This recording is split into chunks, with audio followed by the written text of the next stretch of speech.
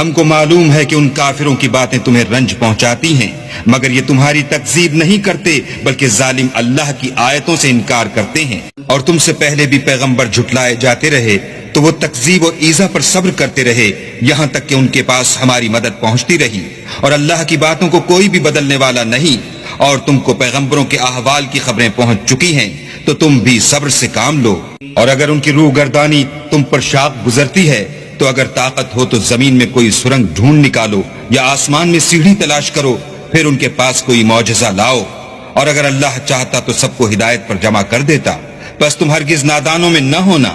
بات یہ ہے کہ حق کو قبول وہی کرتے ہیں جو سنتے بھی ہیں، اور مردوں کو تو اللہ قیامت ہی کو اٹھائے گا، پھر اسی کی طرف لوٹ کر جائیں گے۔ اور کہتے ہیں کہ ان پر ان کے پروردگار کے پاس سے کوئی نشانی کیوں نازل نہیں ہوئی؟ کہہ دو کہ اللہ نشانی اتارنے پر قادر ہے، لیکن اکثر لوگ نہیں جانتے۔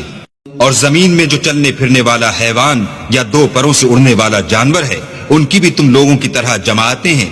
ہم نے کتاب یعنی لوح محفوظ میں کسی چیز کے لکھنے میں کوتاہی کی نہیں، پھر سب اپنے پروردگار کی طرف جمع کیے جائیں گے۔ اور جن لوگوں نے ہماری آیتوں کو جھٹلایا وہ بہرے اور گونگے ہیں، اس کے علاوہ اندھیرے میں پڑے ہوئے۔ جس کو اللہ چاہے گمراہ کر دے اور جسے چاہے سیدھے رستے پر چلا دے۔ کہو کافرو بھلا دیکھو تو اگر تم پر اللہ کا عذاب آ جائے یا قیامت آ موجود ہو تو کیا تم ایسی حالت میں اللہ کے سوا کسی اور کو پکارو گے؟ اگر سچے ہو تو بتاؤ۔ نہیں، بلکہ مصیبت کے وقت تم اسی کو پکارتے ہو تو جس دکھ کے لیے اسے پکارتے ہو وہ اگر چاہتا ہے تو اس کو دور کر دیتا ہے، اور جن کو تم شریک بناتے ہو اس وقت انہیں بھول جاتے ہو۔ اور ہم نے تم سے پہلے بہت سی امتوں کی طرف پیغمبر بھیجے، پھر ان کی نافرمانیوں کے سبب ہم انہیں سختیوں اور تکلیفوں میں پکڑتے رہے تاکہ عاجزی کریں۔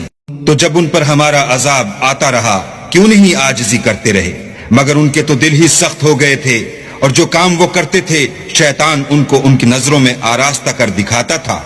پھر جب انہوں نے اس نصیحت کو جو ان کو کی گئی تھی فراموش کر دیا تو ہم نے ان پر ہر چیز کے دروازے کھول دیے، یہاں تک کہ جب ان چیزوں سے جو ان کو دی گئی تھی خوب خوش ہو گئے تو ہم نے ان کو ناگہاں پکڑ لیا، اور وہ اس وقت مایوس ہو کر رہ گئے۔ غرض ظالم لوگوں کی جڑ کاٹ دی گئی، اور سب تعریف اللہ رب العالمین ہی کو سزاوار ہے۔